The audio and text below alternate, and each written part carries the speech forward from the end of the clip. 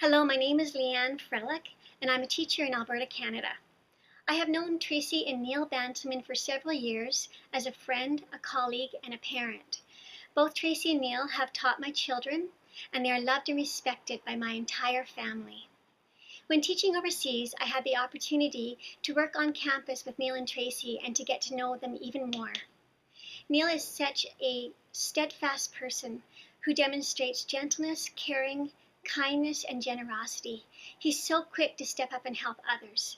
And a story I have to share with you is once when we were traveling in a nearby country to Singapore, Tracy, Neil, myself, and another teacher, when we had finished a late dinner and were walking through an evening market on the way back to the hotel.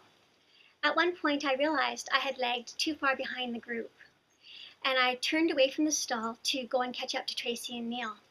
When all of a sudden, the merchant behind the table leapt out in front of me, and he started yelling at me that I wasn't allowed to leave until I bought something.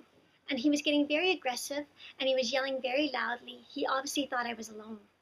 Before I could respond to this man, Neil had stepped up. He stood beside me, and then as he gently spoke to the man in his kind and sincere manner, he stepped in front of me and put himself between me and the angry man.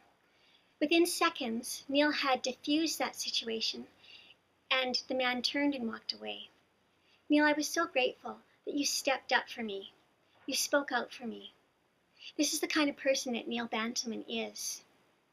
Neil, Henry Adams stated, "A teacher affects eternity. He never knows where his influence stops."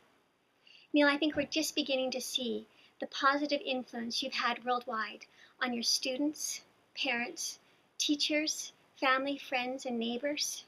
And now it is our honor and our privilege, Neil, to step up, to stand beside you, and to speak out for you and your innocence. We won't give up, Neil. We are standing beside you.